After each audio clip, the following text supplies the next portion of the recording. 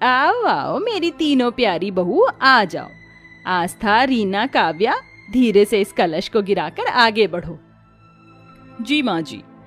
तीनों दाएं पैर से कलश गिराकर प्रवेश करती हैं। अरे माँ जी, ये पत्तों की साड़ी वाली दोनों हमारी जेठानियां हैं क्या?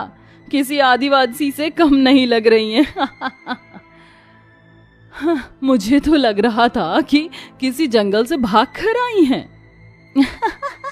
और हम तो दहेज में AC, cooler, sofa set, microwave लाए हैं। ये गरीब बहू तो कुछ नहीं लाई माँ जी। लहंगा भी अच्छा है, प्योर ओरिजिनल फ्लावर से जो बना है। हाँ दीदी, वही तो, ये गरीब है ना, मेरे बेटे को अपने प्यार के जाल में फंसा लिया, इसलिए दहेज लेकर नहीं आई, वरना मैं तो निकलवा लेती। माँ, अपने समाज के लिए हमारी दोबारा शादी कर दी है तो गृह प्रवेश भी कर दीजिए।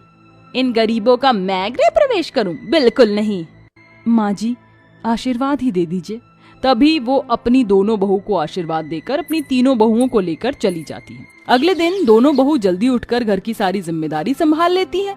वहीं तीनों काली बहू घोड़े बेचकर सोती हैं और काम में मदद भी नहीं करवाती हैं। आस्था, काव्या, मैंने और रानी ने खाना बना दिया है, तुम जरा टेबल पर ये खाना लगा दो। ओ हेलो जेठानी जी, हम यहाँ पर आपके इशारों पर नाचने नहीं आए हैं। इतना सारा दहेज दिया है, एक काम को हाथ नहीं लगाएंगे। सुन रही है ना माँ जी आप? हाँ, मेरी बहू तो बिल्कुल ठीक कह रही है, इसलिए घर का सारा काम तुम दोनों ही करोगी। बस रीना, आस्था, काव्या, तुम आराम से खाने के लिए बैठ जाओ। फिर दोनों गरीब बहू खाना लगा देती हैं, जिसके बाद सास और तीनों बहुएं मिलकर उनके बने खाने की बुराई करके खाना बीच में छोड़कर चली जाती हैं। वक्त गुजरता है, घर का सारा काम दोनों गरीब बहुएं ही करती हैं।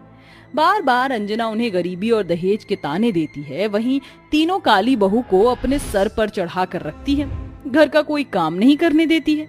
ऐसे ही एक दिन, अरे रानी दीदी, ये आप कैसा पोछा लगा रही हैं? इतना गंदा, दोबारा से साफ करिए। अगर मैं यहाँ से फिसल जाती तो आपको छोड़ती नहीं। ठीक है, अच्छा हुआ तूने कह दिया, वरना मैं इसे चमक देती। माँ जी, ये जगह साफ थी, फिर भी मैं दोबारा कर रही हूँ। आखिर आप हमारे दहेज न देने से इतना मनमुटाव मन में लेकर क्यों बैठी हैं?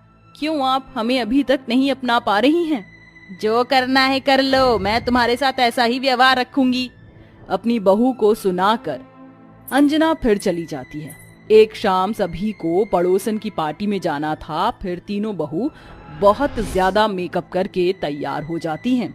अरे वाह, आज मेरी तीनों बहुएं इतनी अच्छी लग रही कि क्या बताऊं। तुमने तो इन दोनों को भी फेल कर दिया।